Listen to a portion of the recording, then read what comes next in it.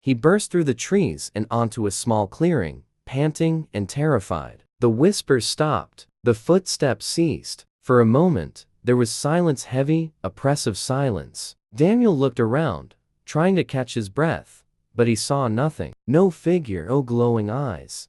Just the dark, encroaching forest around him. Then, from behind him, he heard a voice, low and guttural, almost inhuman. "You shouldn't have come here." Daniel spun around, but there was no one there. The clearing was empty, but the voice seemed to echo all around him. He turned and ran again, this time, finding the overgrown path and following it back as fast as he could. The whispers began once more, a low, mocking murmur that seemed to come from everywhere and nowhere at once. Finally, after what felt like an eternity, he saw the edge of the forest. He sprinted toward the light of the village, bursting out of the woods and collapsing onto the ground, gasping for air. The villagers who had gathered around stared at him, their faces pale and grim. One of the elders stepped forward. "You saw it, didn't you?" she asked quietly. The watcher, Daniel, nodded, unable to speak, his body still trembling. "You're lucky to be alive," she continued.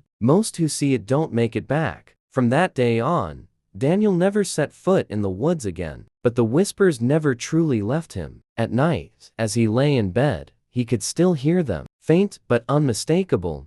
"You shouldn't have come here. You shouldn't have come here." And sometimes, when he looked out of his window toward the dark line of trees, he could see a shadow moving among them, tall, thin, and watching, always watching.